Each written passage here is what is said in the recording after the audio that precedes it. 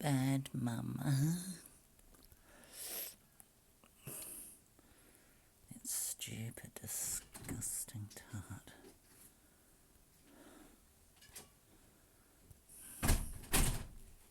Thank you very much. It's a good job done. That's okay.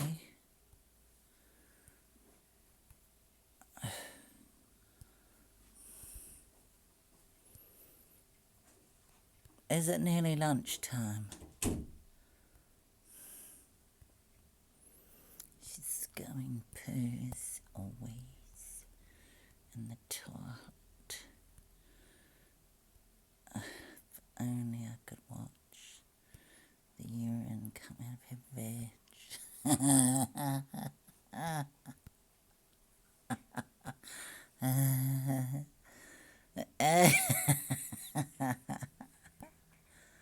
I must be tired.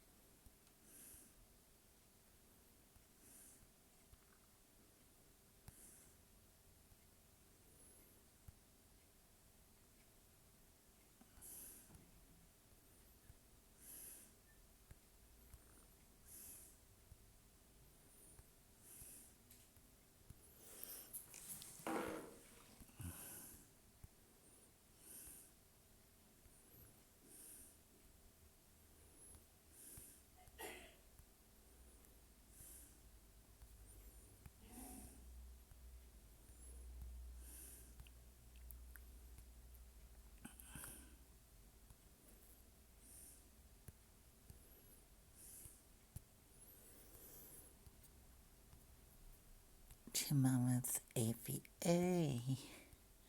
Uh-oh. Uh-oh.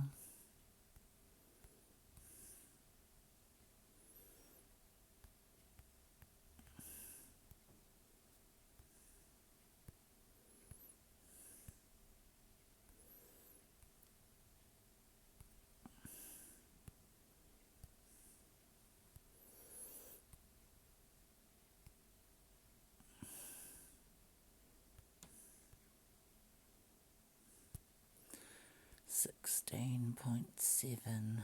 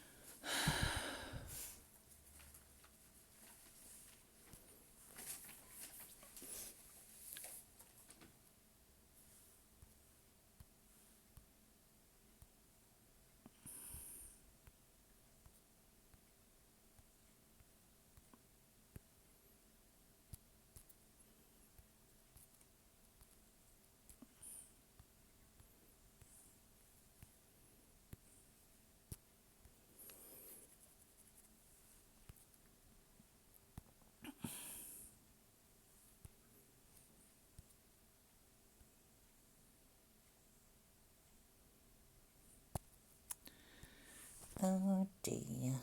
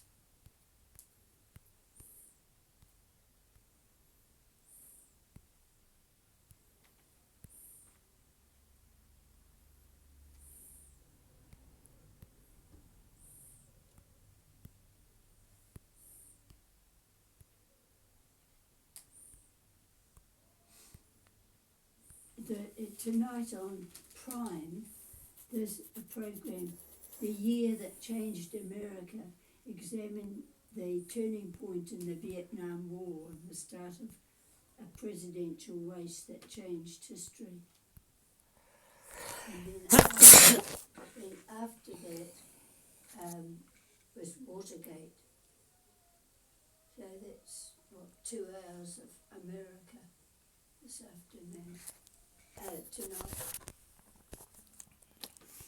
There seems to be a bunch of drunk Māoris around.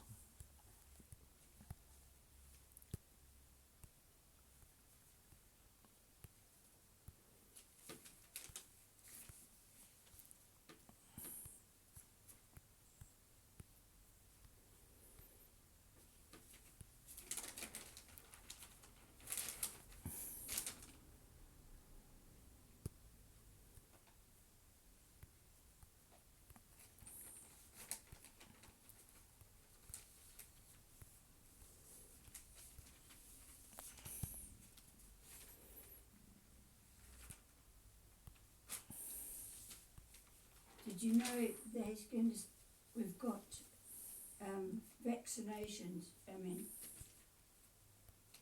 what do you call it, for stuff. They're going to start, I think it's next week, with the border control people.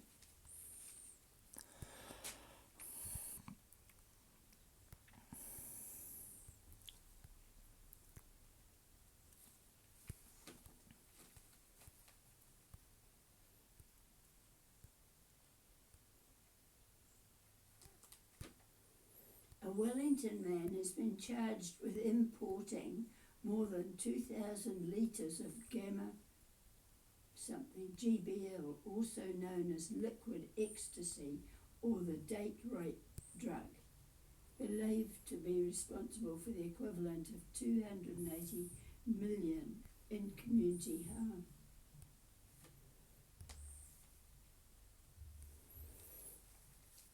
Naughty man.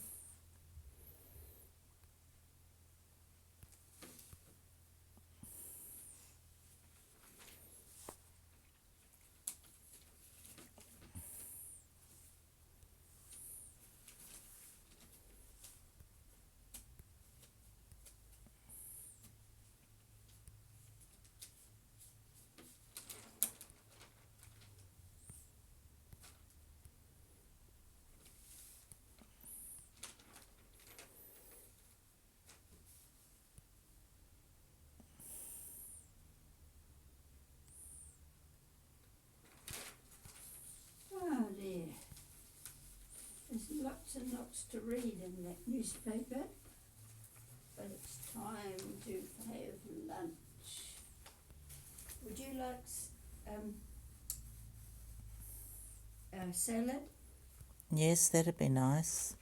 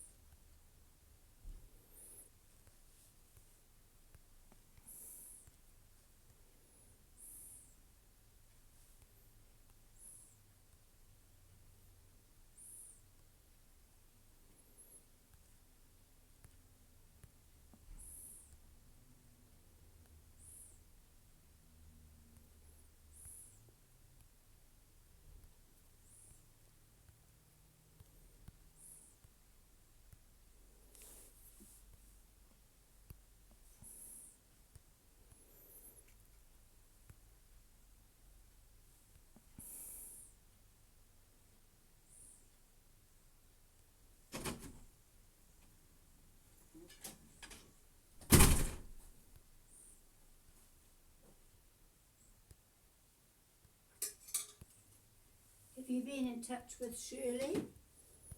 Yes. Did she reply? No.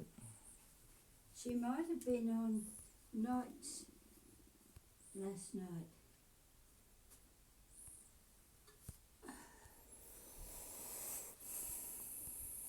She was either on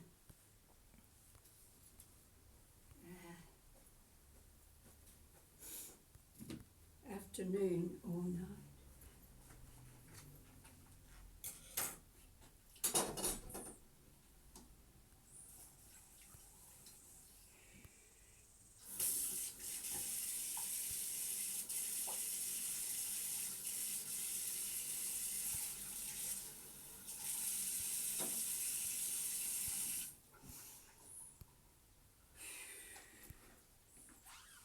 Possibly can get it.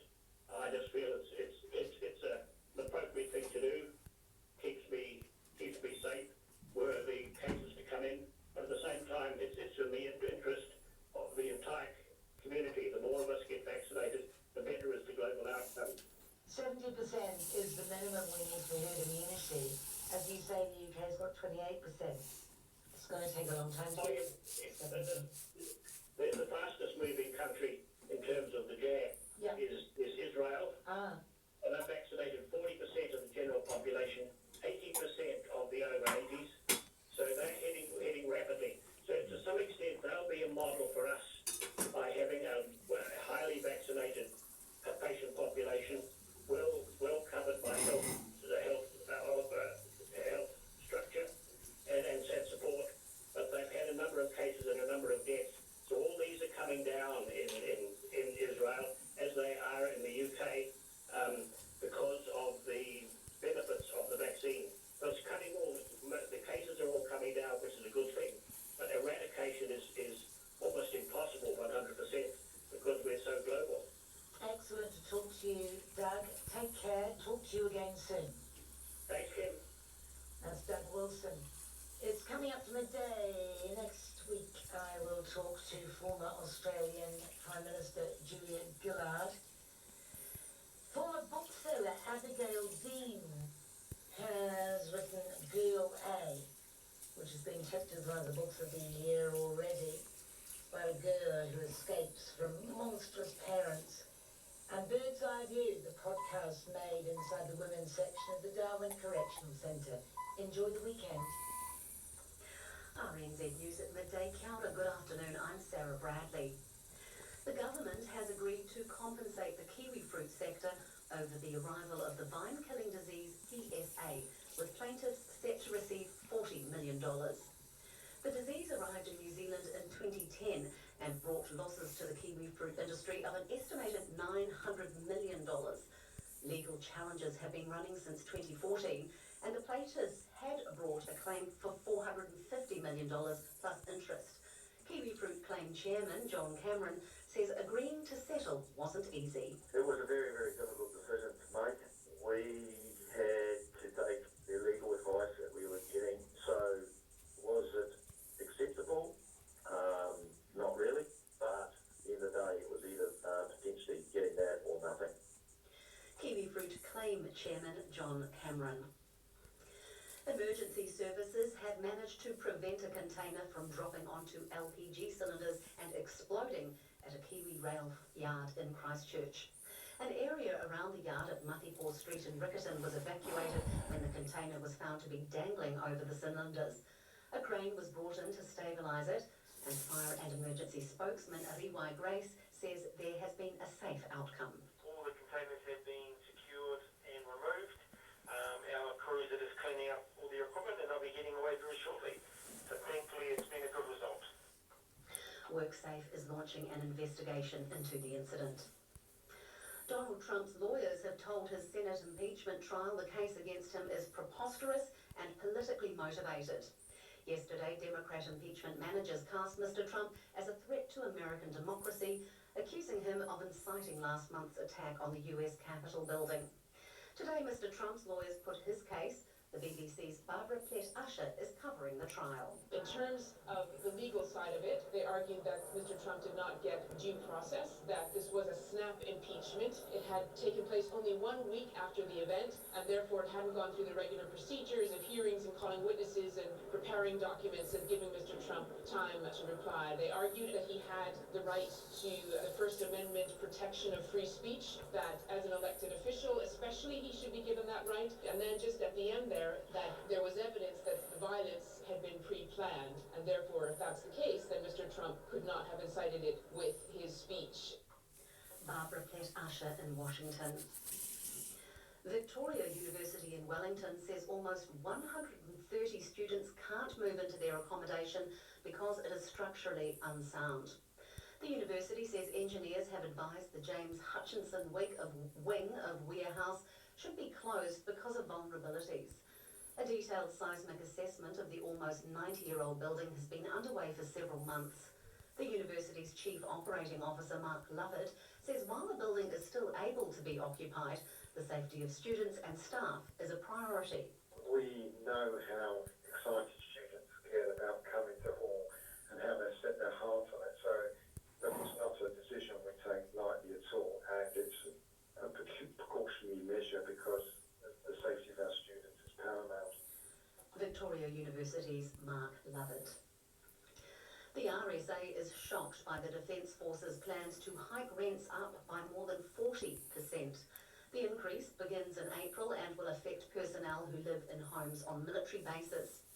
The RSA President, BJ Clark, says there's already a heavy demand for housing costs assistance from military personnel, and this will leave more people struggling. We have indications that a number of them are struggling to pay the rent as it is, and certainly to increase them by such a large amount is going to cause not only financial hardship but stress within the families, obviously. The other thing is defence housing, a lot of it is the old state house type design, and so it's, one shouldn't look at it as being sort of luxurious accommodation by any means. Mr. Clark says many uniformed staff are posted at managed isolation facilities around the country away from their families, and a rent hike will increase their stress. It is 4.5 minutes past 12. The United Nations Special Rapporteur on Myanmar is calling for targeted sanctions against the leaders of last week's military coup. At an emergency session of the UN Human Rights Council, Thomas Andrews said abuses are taking place in Myanmar which demand a response, including economic sanctions and an arms export ban. China and Russia are likely to object. Myanmar's ambassador in Geneva, Mien Tu, insists coup leaders are not trying to crush democracy. Myanmar is undergoing extremely complex challenges and delicate transition. We do not want to stall our nascent democratic transition in the country. We therefore look forward to receiving better understanding on the prevailing situation in the country and constructive engagement and cooperation from the international community. Mien Tu, Myanmar's ambassador in Geneva. Tankers are delivering clean water from Christchurch to Akaroa today because the town's reservoir supply is contaminated. Several dead animals were found in the reservoir earlier this week, and although there was enough residual chlorine in the supply to kill any bacteria, there is still a risk of waterborne disease from other microorganisms. A boil water notice is in place. The tankers will be at Beach Road and Rue Breton near the main boat ramp today. Pallets of bottled water are also being delivered to Akaroa's health centre and rest home. The former head of the European Central Bank, Mario Draghi, has taken charge of Italy's new government after weeks of wrangling. President Sergio Mattarella asked Mr. Draghi to be Prime Minister after party infighting brought down the previous administration. Here's the BBC's Mark Lowen. Mario Draghi, credited with saving the euro as president of the European Central Bank at the height of the Eurozone crisis, will become Italy's new Prime Minister with a cabinet comprising a broad base of political parties and technocrats. Their main priority will be to work out how to spend over 200 billion euros of EU recovery funds to rebuild from the pandemic. Nicknamed Super Mario, Mr. Draghi has significant support for now. Mark Lowen in Rome. The Mayor of Central Otago, Tim Cadogan, says he will take a step back from his official duties while he undergoes treatment for prostate cancer. Mr. Cadogan revealed that a medical check last year led to the discovery of the small tumour.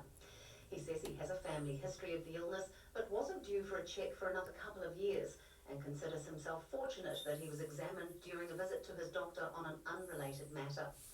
Mr. Cadogan says he will undergo surgery and is expected to make a full recovery. That's the news now. With sport, here's Brenton Van Nistelrooy. Good afternoon. Canterbury is out to put an end to Wellington's recent dominance of the national.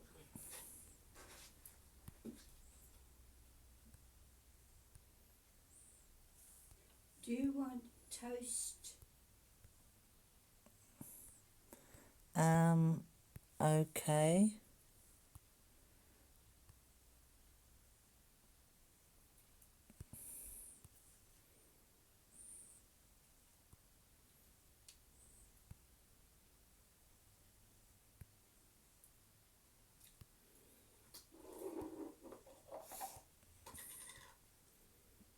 What are you having?